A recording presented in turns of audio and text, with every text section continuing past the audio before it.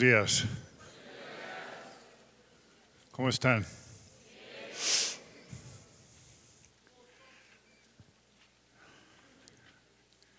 Estoy viendo si es cierto o no.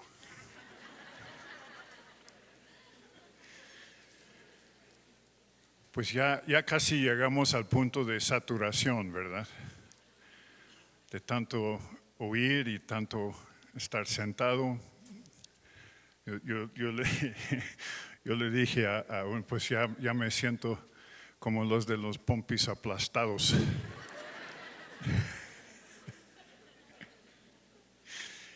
Entonces, para empezar, pues vamos a hacer una prueba de doctrina y teología, ¿sí? Entonces yo la voy a leer y después me dicen si está bien o no. ¿De acuerdo? Ahí va la prueba.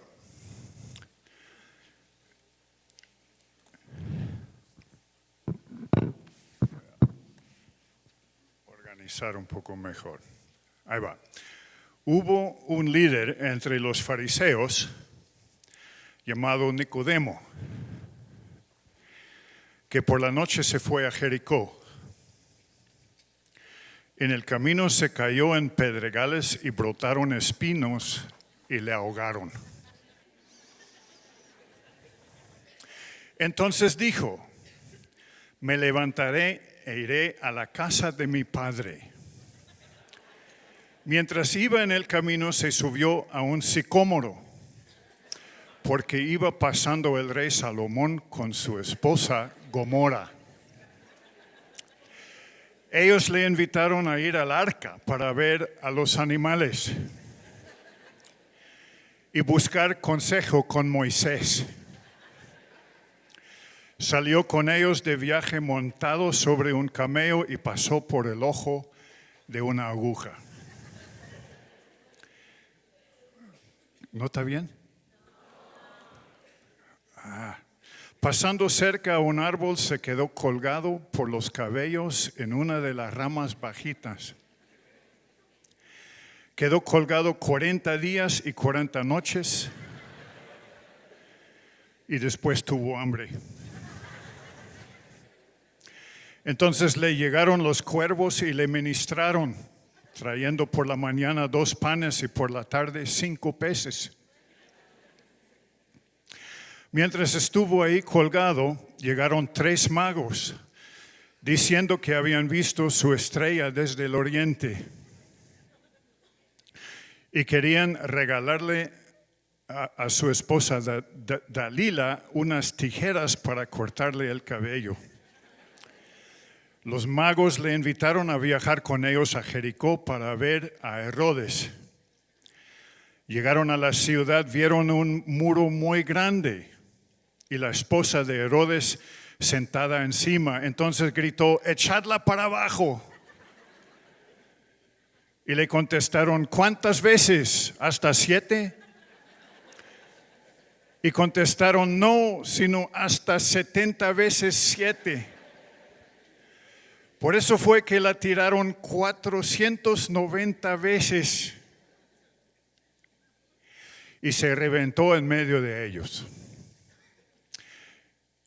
Pero lo positivo es que de esto fue que se recogió de lo que sobró de los pedazos 12 cestas llenas. Después de esto todos se quedaron muy perplejos y le preguntaron: pero en la resurrección, mujer, ¿de cuál será? Viendo su incredulidad les dijo: pues del buen samaritano. ¿Está bien o no? Mira, en el mundo de hoy, en el mundo cristiano de hoy, una de las faltas más grandes es entendimiento de lo que es la palabra. Después viene gente y nos cuenta cualquier cosa de la Biblia y la gente se lo cree. El problema es que Satanás sabe mejor la palabra que la mayoría de los cristianos. Entonces, ¿con qué se van a defender? ¿Sí? Y realmente tenemos que ocuparnos en entender la palabra contextualmente. ¿Cuánto cristiano nunca ha leído toda la Biblia? ¿Sí? Y a mí apenas se me empezaron a abrir el entendimiento cuando pasé por toda la Biblia 5, 6, 7, 10, 12 veces. Entonces se empieza a poder juntar las piezas y colocarlos en su lugar debido. Y entonces el panorama se empieza a abrir. ¿Sí? Y esto, lo que acabo de leer fue algo que escribimos juntos, un amigo y yo, hace muchos años, cuando a veces oímos cosas de aquí que dices, pero no tiene que ver con la Biblia. ¿Sí? Entonces realmente es importante. Y pues sí quiero seguir con el estudio de ayer. Incluso vamos a mencionar varias cosas que nos ayudan a entender lo de la sangre, pero en el contexto incluso de otros temas. ¿Sí? Por ejemplo, menciona, bueno, mejor empiezo desde el principio, porque después me confundo a mí mismo. Vamos a seguir con lo de ayer. Lo que vimos al final fue la sangre sabia y la importancia de estos códigos de victoria, códigos de vencer en la sangre de Cristo Jesús. Después, en Apocalipsis, aquí tengo, dice que en Apocalipsis 12 días, oí una gran voz en el cielo que decía, ahora ha venido la salvación, el poder, el reino de nuestro Dios y la autoridad de su Cristo, porque el acusador de nuestros hermanos, el que los acusa delante de nuestro Dios día y noche, ha sido arrojado. Ellos lo vencieron por medio de la sangre del Cordero, por la palabra del testimonio, y no amaron sus vidas, llegando hasta sufrir la muerte. La sangre de Cristo es lo que nos hace vencedores. La sangre de Cristo. Ahora, ¿cómo sucede eso? La sangre en sí no es como una magia, no es como algo mágico. ¿Sí? Nos fue dada la sangre como un regalo de Dios, inmerecido, lo que Dios hizo por nosotros, pero a la vez requiere de disciplinas y de trabajos de nuestra parte para aplicarla correctamente en los momentos correctos, en la batalla y cuando nos vienen las situaciones difíciles de la vida. ¿Sí? Ahí cada uno de nosotros tenemos responsabilidad de ponernos a trabajar, sabiendo que tenemos a nuestro alcance la sangre de Cristo vencedora. ¿Sí? Y que sí se puede vencer. La sangre de Cristo es sangre vencedora. Y dice que la sangre de Cristo venció todo, incluso a la muerte. Y yo me acuerdo cuando hace 15 años, y fíjense que ayer no supimos si eran hace 12 años o 13 años que había compartido sobre la sangre. Yo vi una foto después en mi cámara de este lugar con una lona aquí, que fue aquella vez que vine, y en la lona estaba puesto 15 años de reto. Fue hace 15 años que estuve aquí. Había tenido el problema en junio y creo que la convención era más o menos a estas mismas fechas. ¿Sí? Así que fue hace 15 años. Pero cuando tuve el infarto, cuando la sangre dejó de fluir a mi corazón, el hospital estaba lejos y yo pensé que hasta aquí llego, aquí me muero. Lo primero que pasó por mi mente fue, ay, mi pobre esposa. Esto fue lo primero. Lo segundo que pasó por mi mente era, pero ahora empieza la aventura. Esto ahora se va a poner bueno. ¿Sí? Ahí sentado en mi casita dije, ¡qué emoción! Todo lo que hemos anhelado, ahora lo voy a experimentar. Le voy a ver. Y vamos a vivir en su presencia.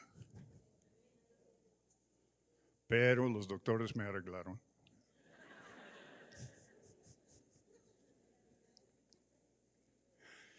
Y como dije ayer, pues le había pedido otros 15. Y ahora parece que van a ser 15 más.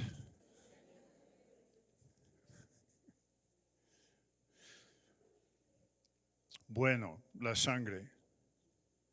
La sangre fue dada en rescate de nuestras vidas. Abriendo en Romanos 3, 24.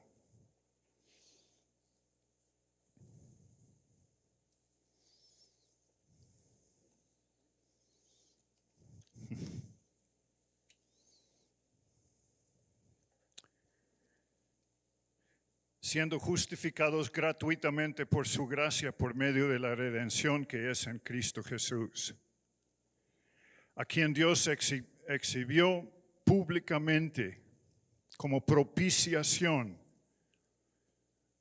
por su sangre a través de la fe, como demostración de su justicia, porque en su tolerancia Dios pasó por alto los pecados cometidos anteriormente, para demostrar en este tiempo su justicia, a fin de que Él sea justo y sea Él que justifica al que tiene fe en Jesús. Por su sangre.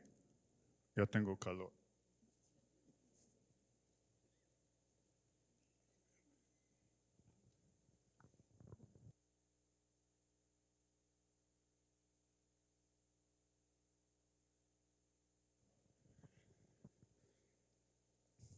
¿Qué es propiciación? Está entre otras palabras grandes, algunas largas del Antiguo Testamento. Propiciación es sencillo. Una víctima que pague el precio para liberación de otro. En el tabernáculo, el propiciatorio fue en el lugar santísimo donde se rociaba la sangre. Ahí donde entró el sacerdote con sangre y la rociaba sobre el propiciatorio delante de Dios para pagar el precio de los pecados del pueblo. Una vez al año. Fue un evento súper importante. Esto era situación en el tabernáculo. Y es muy importante entender el tabernáculo, porque si no, no entendemos lo que el autor de Hebreos nos explica en cuanto al sumo sacerdote, pero ahora bajo un pacto nuevo, distinto. ¿Sí? El tabernáculo. Tantas cosas. El tabernáculo es una ilustración de Jesús, de toda su vida, de toda su obra. Cuando Jesús dijo, yo soy la puerta, se estaba haciendo referencia a la puerta del tabernáculo. O sea, toda la vida de Jesús fue trayectoria a llevarnos a nosotros a presencia del Padre en el lugar santísimo. Desde la puerta, pasando por todas las estaciones y todas las cosas que estuvieron primero en el atrio, después en el lugar santo y al final en el lugar santísimo. Y para entender bien la obra de la sangre de Jesús, pues tenemos que entender también el tabernáculo. Cuando Jesús dijo, yo soy la puerta. Cuando Jesús dijo, yo soy el Cordero que da su vida. Esto es el altar de sacrificio que estuvo ahí por la entrada. ¿Sí? Y después pasando por el atrio de alabanza y adoración y después el lugar santo. ¿Qué había en el lugar santo? Pues el pan, el candelario, ¿verdad? Candelabro. Es que tengo varias lenguas en la cabeza y después no me sale lo correcto. ¿Sí? Yo soy el pan. ¿Sí? Esto no eran cosas que Jesús dijo así nada más. Eran cosas basadas en la historia de los judíos y del tabernáculo. Yo soy la luz. ¿Sí? Y al final dice en Hebreos que ahora tenemos otro tipo de sumo sacerdote. Ahora, sin entender el tabernáculo, ¿cómo vas a entender Hebreos? Y menciono estas cosas para picarles la curiosidad y el interés para ir y estudiar. Mira, los misterios son tremendos y cuando Dios nos empieza a revelar a nivel personal estas cosas, es emocionante y cambia nuestras vidas, impacta nuestras vidas. ¿No? Y decimos, no, pues a veces es difícil leer la Biblia y tantas cosas que uno no entiende. Yo también empecé así y tuve que volver a leerlo y volver a leerlo y volver a leerlo y había cosas que no entendía hasta la séptima o la octava lectura. Pero cuando las piezas empiezan a encontrar su lugar, es emocionante y te das cuenta que estás tocando cosas eternas, misterios eternos de Dios mismo y Él te las quiere abrir, te las quiere revelar. Tampoco se puede entender lo que tenemos que entender, lo que vamos a ver ahora de Hebreos, cuando nos habla de un sacerdocio distinto, diferente, ¿sí? Que no era como el del tabernáculo, que cada año el sacerdote tuvo que entrar ahí con sangre, vez tras vez tras vez, y de repente en Hebreos dice que pero ahora hay un sacerdocio distinto. Y que ahora este sumo sacerdote nuevo que no es según el sacerdocio del Antiguo Testamento. Este sacerdote nuevo tiene necesidad de entrar solo una vez y presentar ante el Padre su sacrificio de sangre, porque ya no era de borregos o de toros o de vacas. Era su propia sangre y entra ahí en el lugar santísimo como un sumo sacerdote distinto y dice: Padre, ahí está para pagar el precio de una vez y para siempre los pecados de todos los que se arrepienten de aquí en adelante. Y la palabra clave es de los que se arrepienten. Porque Dios no perdona pretextos. Dios tampoco perdona pecados cubiertos. Dios solo perdona la sangre correctamente aplicada en arrepentimiento. Nosotros nos damos cuenta del precio que nuestro Señor, que Él fue propiciación por nosotros, la víctima que pagó el precio de mis pecados con su sangre. Y me arrepiento. Y digo: Señor, todas mis fallas, todos mis pecados, perdóname. ¿Sí? En los evangelios, el que fue perdonado fue el que se golpeaba el pecho y dijo: yo soy pecador y necesito de la sangre de Cristo. Y todos igual necesitamos de la sangre de Cristo. Todos igual. Y la necesitamos todos los días, porque no hay quien aquí presente que no peque de alguna manera diario, en hecho, en actitud, en palabra. Por eso Gerardo, mi amigo, dijo que hay que ejercer este músculo espiritual diario. Humildad y arrepentimiento. Y la humildad la alcanzamos solamente a través de la humillación. Y ahí tenemos nosotros la opción, según Mateo, de humillarnos a nosotros mismos o esperar a que Él nos humille. Tú puedes o caer sobre la roca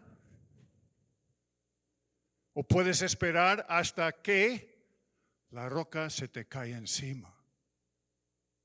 Que tarde o temprano va a suceder.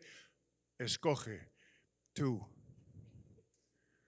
Yo prefiero caer sobre la roca y depender de su misericordia, de su gracia, de su bondad, de su amor, de su justicia. Todo eso nos quiere regalar. Pero por nuestras naturalezas pecaminosas y duras, nosotros tenemos que tomar la iniciativa de aplicar arrepentimiento a nuestras vidas. Y no es una vez: Señor, perdóname mis pecados y ya está. Esto es algo que tenemos que aplicar y volver a aplicar y volver a aplicar. Y aprovecharnos del gran regalo que es el arrepentimiento.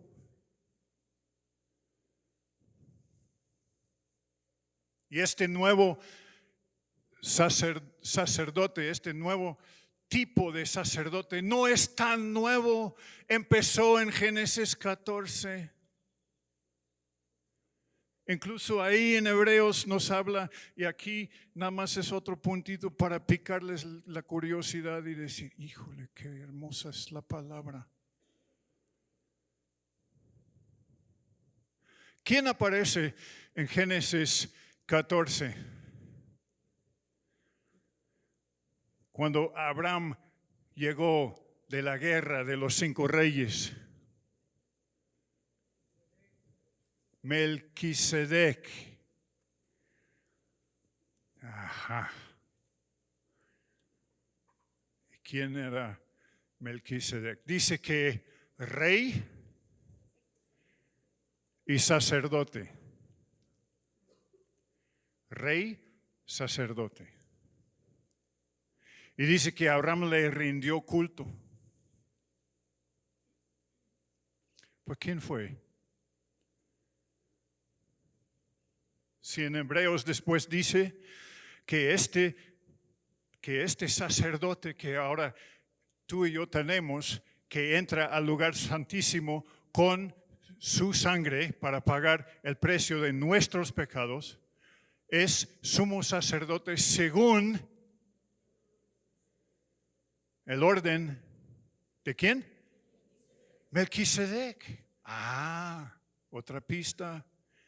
Esto es contextual. Empieza en Génesis y termina hasta finales del Nuevo Testamento. Y no podemos entender el Antiguo Testamento, el tiempo de los reyes y toda esta situación si no entendemos a Melquisedec. El plan de Dios no fue tener reyes sobre su pueblo. Esto fue porque el pueblo insistió, queremos ser como los demás. Qué peligroso es esto. Dios no nos llamó para ser como los demás, nos llamó para demostrar al mundo algo distinto. Por eso me choca cuando los pastores y algunos dicen que no, pues, con tatuajes y con la ropa y con cosas. No, es que queremos identificarnos con el mundo para alcanzarlos. Tontería. Las iglesias parecen club nocturno. Paredes pintados de negro, luces, humo. Parece discoteca. ¿Qué tiene que ver con las cosas de Dios? Dios dijo, sal de ahí, de estas cosas. Yo quiero establecer un pueblo distinto, con imagen distinta, en santidad.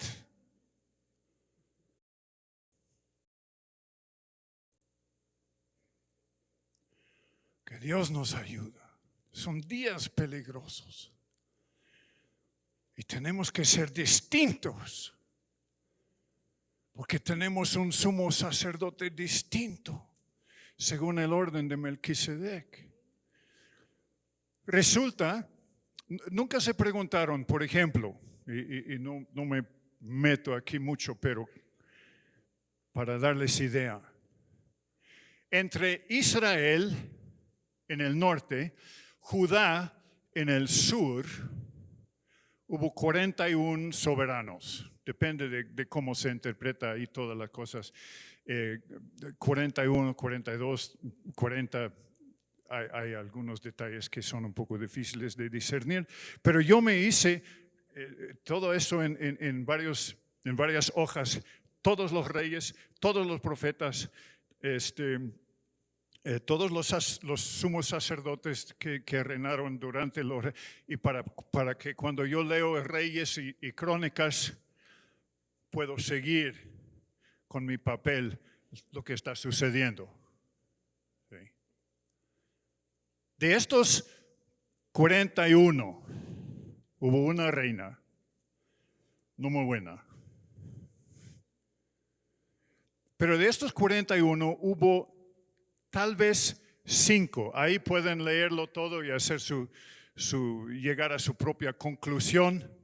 Pero yo concluí que hubo 5 reyes nada más de los 41 que hicieron lo correcto ante los ojos de Dios. 5, y ese es el pueblo de Dios.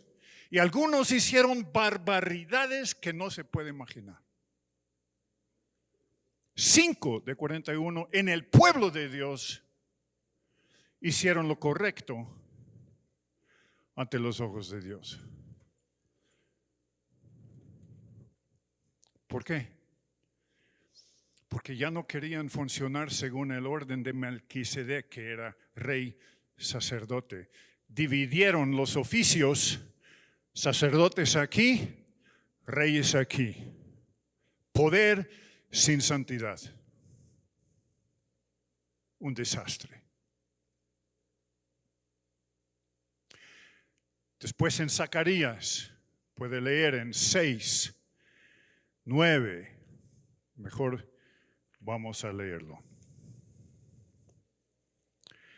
Zacarías es uno de los profetas menores y el libro de Zacarías está después de Génesis.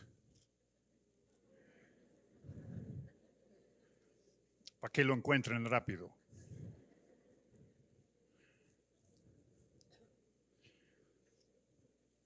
Larga la historia aquí, pero vamos a leer nada más unos versos. En el 9, vino la palabra del Señor a mí diciendo, toma ofrendas de los desterrados del Eldai, de Tobías, de Jedaías, y el mismo día ve y entra a la casa de Josías, hijo de Sofonías, donde ellos han llegado de Babilonia. Bueno, escuchan con cuidado esto. Toma plata y oro, haz una corona y ponla en la cabeza ¿de quién? Del sumo sacerdote. Mira, estamos aquí al final del tiempo del cautiverio de Judá. Israel fue llevado al cautiverio en Asiria, donde fue absorto por los asirios y otros pueblos y se perdieron ahí. Hasta hoy todavía se habla de los 10 tribus perdidos de Israel. ¿Dónde se quedaron? ¿Dónde fueron? Ahí se fueron. Judá está a punto de volver del cautiverio. Ya algunos llegaron y Dios, estamos a 500 años antes de la llegada de Cristo y Dios empieza a preparar los tiempos para la llegada de Jesús. Y dijo, vamos a preparar ahora lo que se separó a principios del Antiguo Testamento, rey sacerdote, lo vamos a volver a juntar para preparar al pueblo para la llegada del Mesías, quien es rey sacerdote según el orden de Melquisedec. ¿Están aquí? Tremendos estos misterios.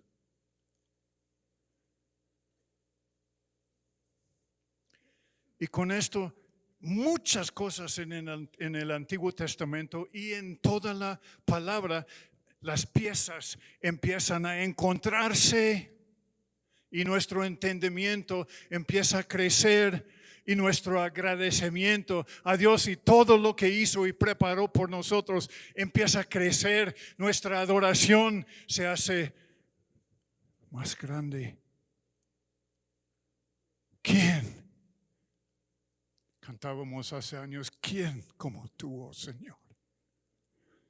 ¿Quién entre los dioses como tú? Grandes estas verdades, grandes estos misterios, hermosos sin igual. Toma plata y oro, haz una corona, ponla en la cabeza del sumo sacerdote Josué. ¿Qué es Josué en el griego? Jesús.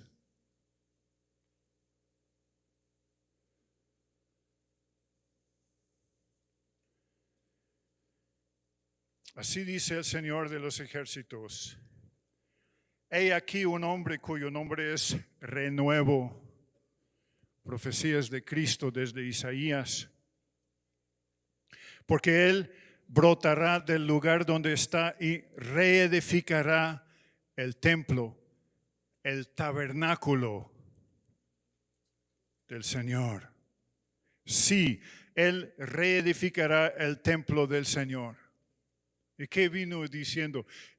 Los judíos esperaban que iba a reedificar todo y volver a establecer su religión y volver a establecer la política de los judíos y que ellos iban a reinar aquí en la tierra. Y Cristo viene y dice, no, de esto ni una piedra se va a quedar sobre de otra. El nuevo templo que se está edificando soy yo.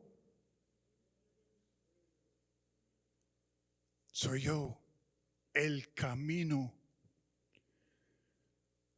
El camino en el tabernáculo, lo que llamaron los judíos desde la puerta, pasando por todas las estaciones y todas las cosas que estaban en el tabernáculo hasta llegar al lugar santísimo, se llamaba el camino. Y Cristo viene y dice, yo soy el camino. ¿Quieren hacer otro estudio contextual que les puede revolucionar la vida? Hagan un estudio sobre el camino en la Biblia. Desde Moisés cuando dijo, si no me muestras tu camino, no quiero ir, no voy. El camino. ¿Cómo se llamó la primera iglesia en el libro de Hechos? Se llamaron los del camino.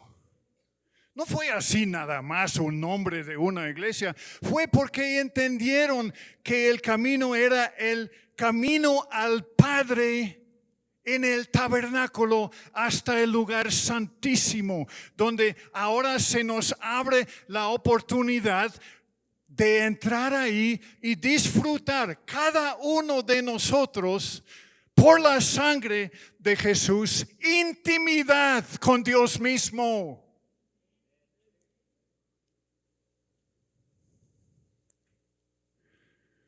Pero no entras ahí con pecados tapados,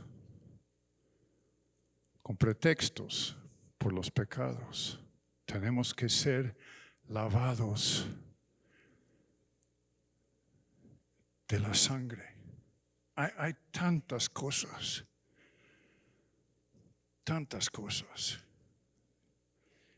Ahora,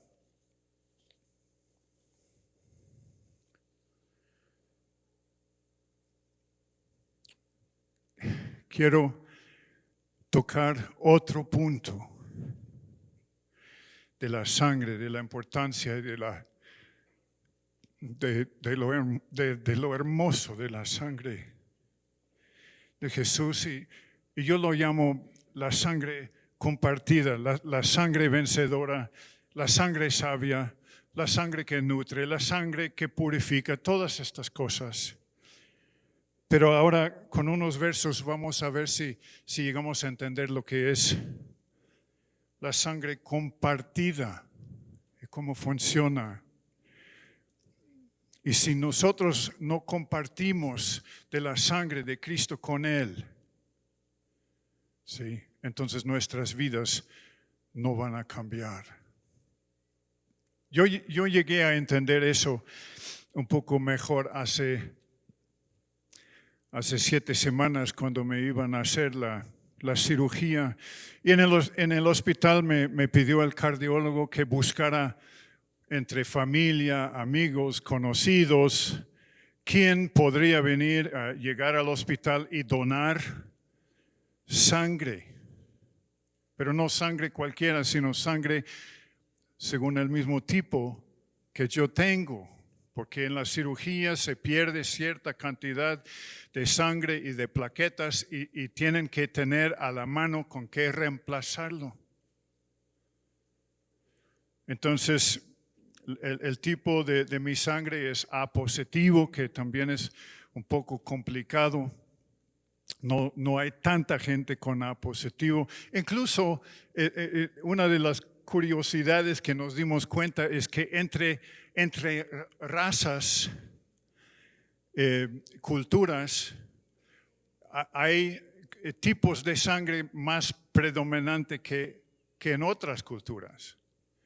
Y tipos de sangre hay 8 comunes, pero hasta 36 variedades de tipos de sangre. Entonces se presentaron 3 amigos míos de Veracruz que dijeron, no, yo A positivo, y con 2 de ellos querían no solamente sacar sangre, porque según entiendo, sacan como 1 litro de cada uno, y a 2 de ellos se les pidió donar sangre, después tomar un sándwich y tomar un jugo de naranja, y también les cosecharon plaquetas. Entonces los pobres salieron chupados de ahí.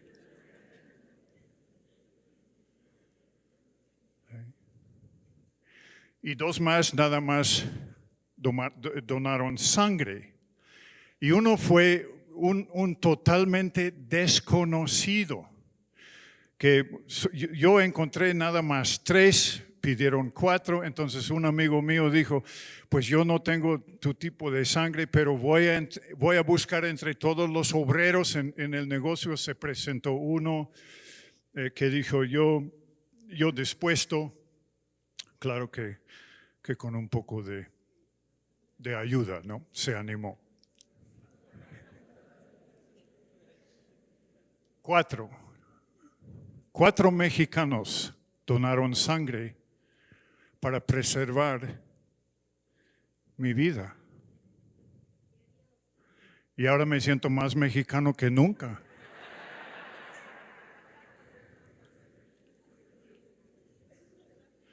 Porque tengo de la misma sangre.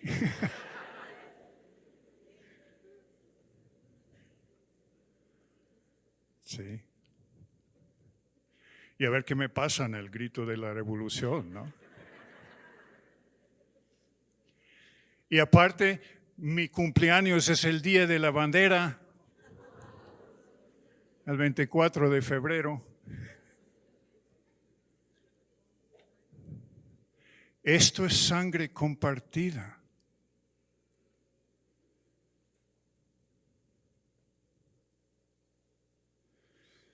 ¿Cómo funciona esto? Bueno, primero tuvo que ser el tipo correcto. El tipo de sangre se determina, algunos dicen no, que es por el padre, otros dicen que no, que es por la madre.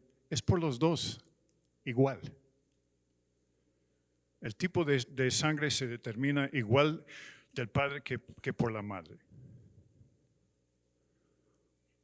Ahora, el tipo de sangre, de la sangre compartida que a nosotros nos hace falta, ¿qué tipo será? ¿María? ¿Y Dios? ¿Nunca pensaron en estas cosas?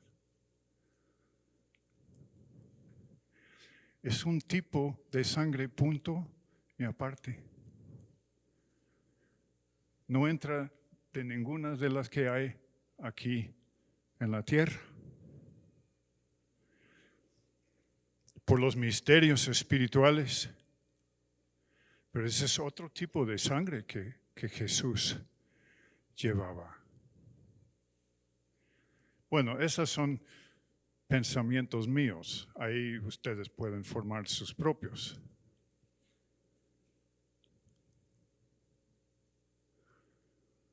Ya les veo mirándome como, ya se pasa el gringo loco. No, pero piénsalo bien. Es un sangre de un tipo muy específico. Y no cualquier sangre sirve para nuestra necesidad. Solo la de Cristo. En Lucas 22, 15. Intensamente he deseado comer esta Pascua con vosotros antes de padecer, porque os digo que nunca más volveré a comerla hasta que se cumpla en el reino de Dios. Intensamente he deseado comer esta última cena, porque la próxima, ¿sí? En esta todavía celebramos según el Antiguo Testamento. En la próxima cena ya vamos a usar un vino distinto. Y Jesús mismo dice, intensamente he esperado este momento porque lo que viene es tan emocionante.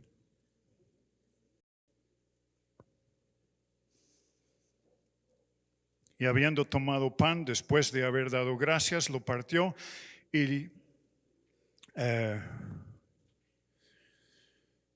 ¿qué pasó? Sí. Habiendo tomado pan, después de haber dado gracias, lo partió y les dio, diciendo, esto es mi cuerpo que por vosotros es dado, haced esto en memoria de mí.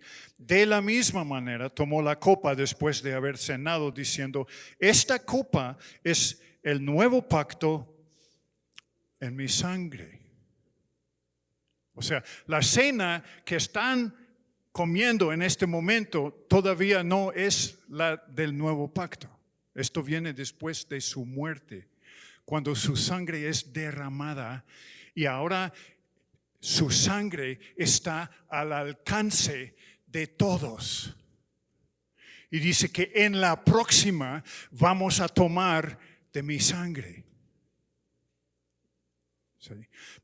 A los judíos esto se les hizo una revoltura en la cabeza. Porque la sangre es sagrada, ¿se acuerdan? Con la sangre no se juega, no se hace. No, la sangre no. Y lo que viene aquí a continuación dejó a los judíos, y no solo a los judíos, sino la mayoría de los seguidores de Jesús. Se les hizo una revoltura que muchos de ellos dijeron, no, ya, de aquí ya no pasamos. Hasta aquí estuvo bien, pero de aquí ya no. Y esto está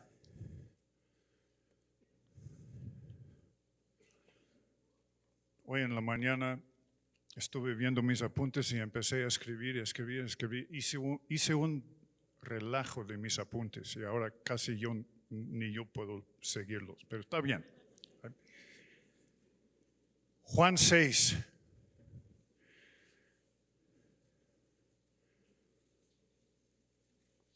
$51. Yo soy el pan vivo que descendió del cielo. Aquí otra vez referencia al tabernáculo. Si alguno come de este pan, vivirá para siempre. Y el pan que yo también daré por la vida del mundo es mi carne.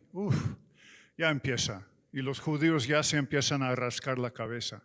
Nosotros lo leemos como pues es la Biblia y es lo que dice, pero a veces no pensamos qué fue el entorno, con quién estuvo hablando, qué eran sus costumbres, su manera de creer, su manera de ver las cosas. Y para el judío eso era imposible. ¿Cómo comer mi carne? Y después peor, los judíos entonces contendían entre sí diciendo, ¿cómo puede este darnos comer su carne? Entonces Jesús les dijo, en verdad, os digo, si no coméis la carne del Hijo del Hombre y bebéis su... ¿Qué? La sangre es santa. Se está burlando. ¿Qué le pasa a este? Está loco.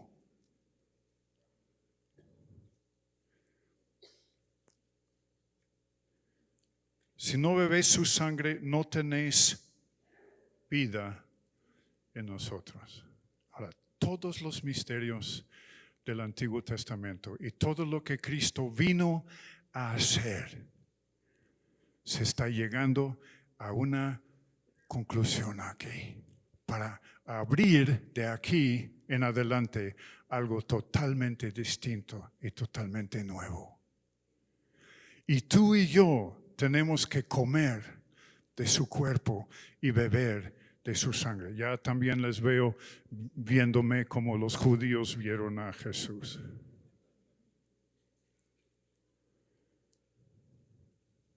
Yo no sé exactamente cómo explicar eso. Lo que sí sé es que tenemos que compartir de la sangre de Cristo Jesús. Y si no,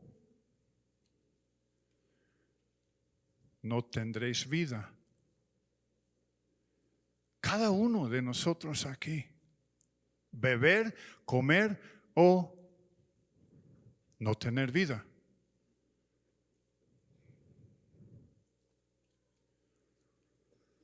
El que come mi carne, bebe mi sangre, tiene vida eterna. Yo ya sé que tan frágil es la vida, prefiero saber que tengo vida eterna. Entonces, como sea, me voy a aprovechar de esta sangre de Cristo.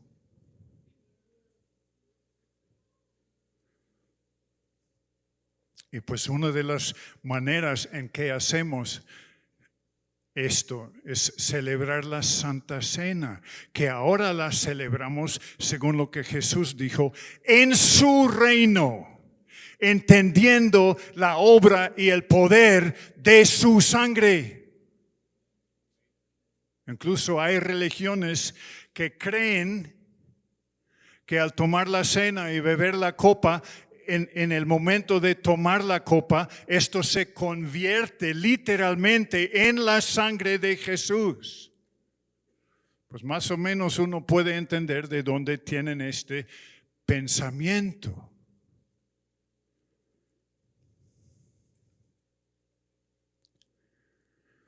Porque mi carne es verdadera comida y mi sangre es verdadera bebida. Nos eleva, nos trasciende a otro lugar, a otro nivel. La sangre y el cuerpo de Cristo Jesús. El que come mi carne, bebe mi sangre, permanece en mí y yo en él. Como el Padre que vive me envió y yo vivo por el Padre, asimismo, el que me come, él también vivirá por mí. Y se fueron la mayoría de sus discípulos. Los judíos, ni hablar. Los discípulos se quedaron, la mayoría de la gente que le seguía, se quedaron rascándose la cabeza y diciendo, uy, ya. ¿Cómo vamos a entender esto? Es que es la sangre compartida. Vamos a ver cómo funciona esto en Hebreos.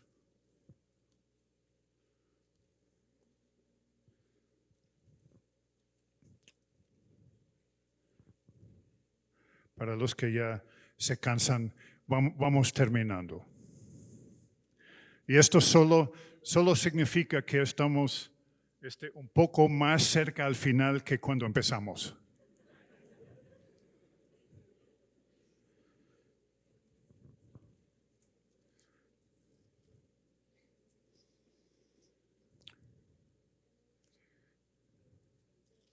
En Hebreos 7, 26.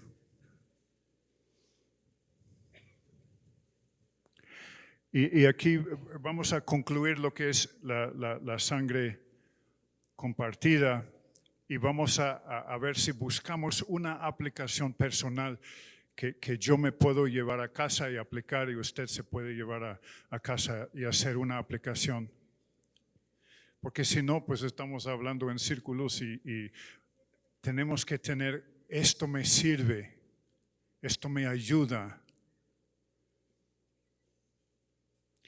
Porque convenía que tuviéramos tal sumo sacerdote, santo, inocente, inmaculado, apartado de los pecadores y exaltado más allá de los cielos, que no necesita, como aquellos sumos sacerdotes, ofrecer sacrificios diariamente, primero por sus propios pecados y después por los pecados del pueblo, porque esto lo hizo una vez para siempre cuando se ofreció a sí mismo. Porque la ley designa como sumos sacerdotes a hombres débiles, pero la palabra del juramento que vino después de la ley designa al Hijo hecho perfecto para siempre. Y en el capítulo 9,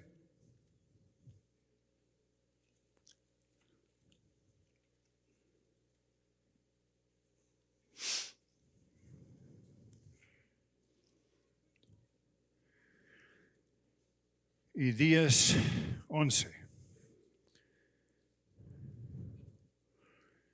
En el 11. Pero cuando Cristo apareció como sumo sacerdote, y en Hebreos nos explica varias veces, en varios versos, que vino según el orden de ¿quién?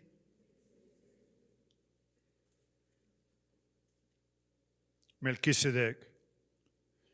Cuando Cristo apareció como sumo sacerdote de los bienes futuros y a través de un mayor y más perfecto, ¿qué?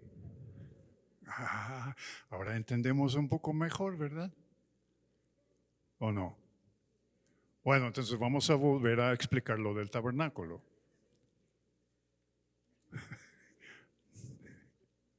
Pero es importante el tabernáculo. No hecho con manos. ¿Sí? Ahora el templo, el tabernáculo es Cristo mismo. El camino al Padre, el camino al lugar santísimo. Y no por medio de la sangre de machos cabríos, de becerros, sino por medio de su propia sangre. Entró al lugar santísimo una vez para siempre, habiendo obtenido redención eterna. Entonces nosotros tenemos que compartir esta sangre de Jesús. Ahora, ¿cómo podemos tú y yo entrar en el lugar santísimo donde fue permitido nada más al sumo sacerdote entrar una vez al año, llevando consigo sangre para rociar,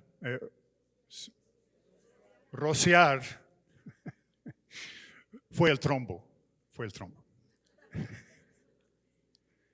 Rociar esta sangre sobre el propiciatorio, otra palabra que ya hemos aprendido un poco más, ¿verdad? ¿O hay que volver a repetir? No, ¿verdad? Ok.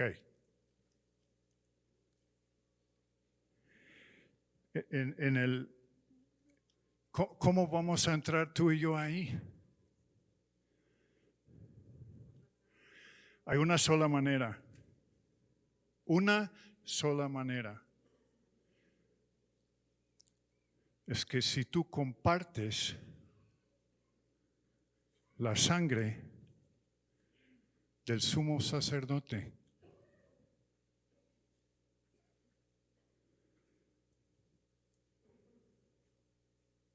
a través del arrepentimiento, entonces de repente tenemos derecho de entrar al lugar santísimo y disfrutar de una comunión con Dios Padre mismo.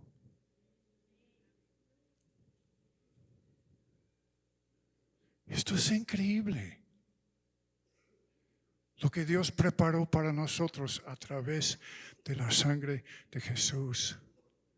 No, y después hoy día en el mundo dicen que hay muchas maneras de llegar a Dios. Perdóname, pero no. Hay una sola manera. No hay otro nombre dado a los hombres. Y ahora tú y yo tenemos que tener sangre compartida con Cristo. Yo ya tengo sangre compartida con ustedes.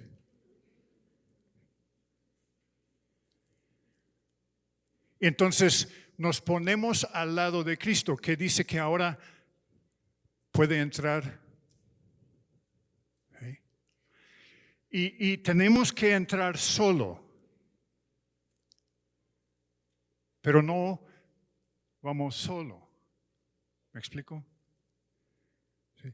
Cuando yo tengo un lugar, y me gusta lo que Dios le dijo a Moisés, sube aquí a la peña porque hay un lugar para ti junto a mí.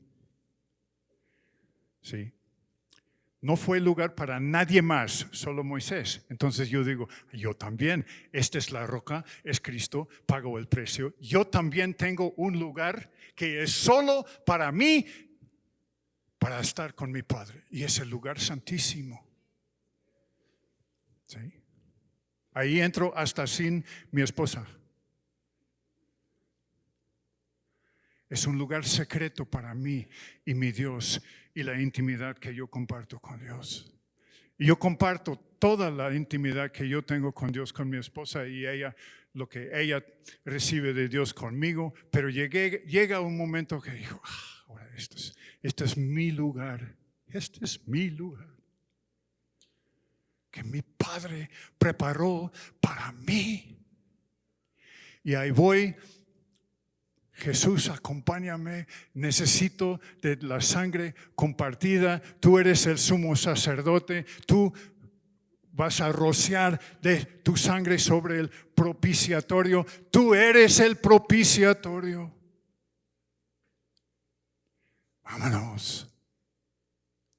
Lo único que tienes que dejar atrás son tus pecados, tu orgullo, tu amargura.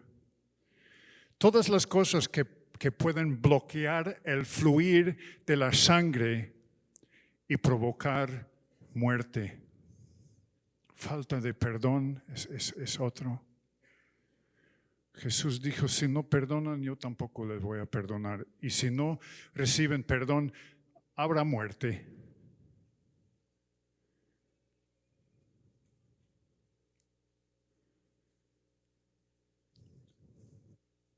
Entra al lugar santísimo por la sangre del Cordero.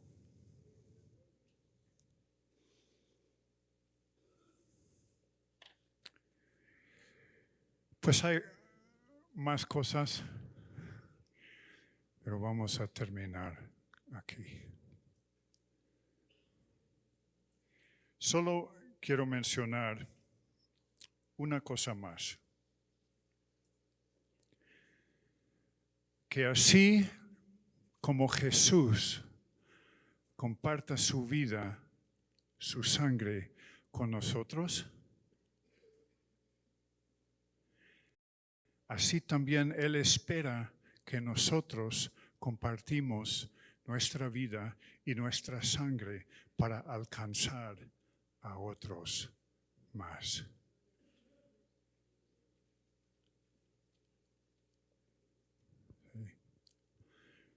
Y algunos lo llaman sacrificio.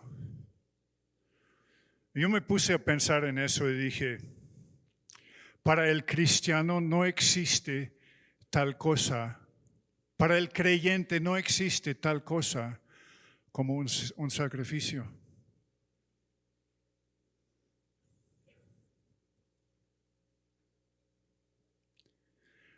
Tare lo leyó anoche. Creo que fue Tare, ya son tantos que... En Romanos 12.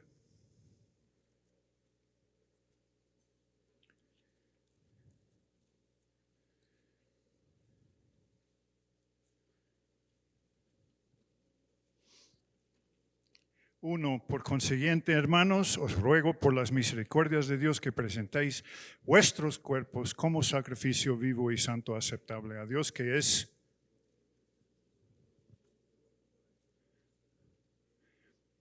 vuestro culto racional, vuestro servicio razonable es lo que significa esto. Servicio razonable. Si nosotros nos ponemos a pensar en todo lo que Cristo hizo por nosotros, todo lo que Él compró con su sangre, justificación, santificación, purificación, perdón de pecados, y la lista sigue y sigue. Entonces realmente para nosotros no existe sacrificio por Él, existe solamente servicio razonable. Sí, Señor, claro que me acuerdo de lo que has hecho por mí, y no hay cosa que me puedes pedir que es sacrificio, es simplemente servicio razonable.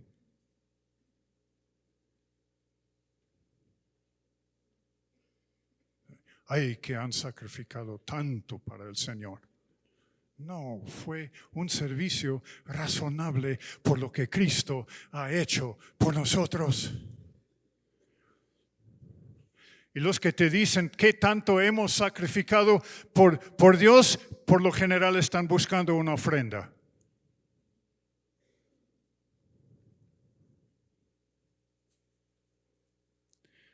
Y yo tengo muy claro que nadie me debe nada.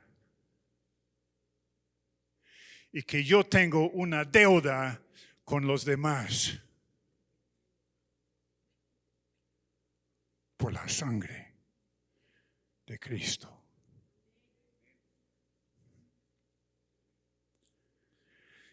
Y yo tengo la responsabilidad de llevar esta sangre compartida y compartirla con otras más. Así funcionan y les prometo, con esto termino.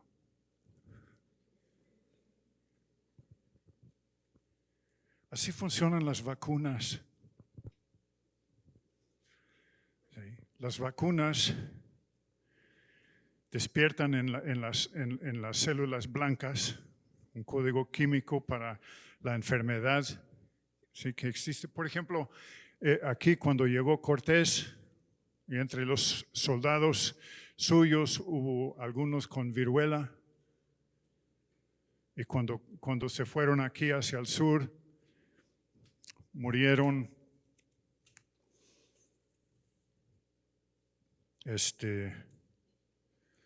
Aquí lo tengo. Bueno, murieron más aztecas de la viruela porque no hubo un código de batalla contra esa enfermedad y murieron, bueno, hay muchos más de los que fueron, de los que murieron en las batallas. Más murieron de viruela, sí. En Europa sucedió algo igual, hicieron algunos una peregrinaje a Roma en una situación, ahí se contagiaron de la plaga, y volvieron a sus países, murió una tercera parte de la población de toda Europa en 1348 por ahí, porque no hubo defensa. ¿Sí? Y la defensa es la sangre sabia de Jesús. Y rápidamente para terminar, una historia. Es la historia de un hombre llamado Balmes. En el 1802 hubo una plaga de viruela en Bogotá, Colombia.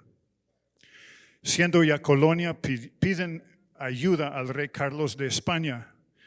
No mucho quería ayudar, pero sus consejeros le acordaron de las riquezas que a lo mejor hay ahí en estos lugares, oro y cosas que buscaron. Entonces se formó lo que se llamó la Real Expedición Marítima de la Vacuna, ¿sí? Para rescatar a la gente de allá.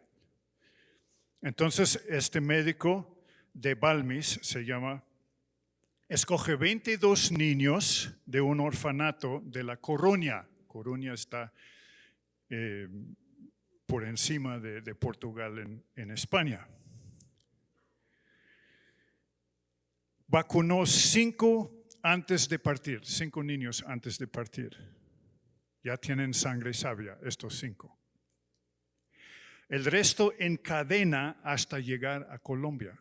O sea, 5, y ya cuando la cosa iba acabando, vacunó rápidamente otros 5, y de ahí vacunó otros 5 y otros 5.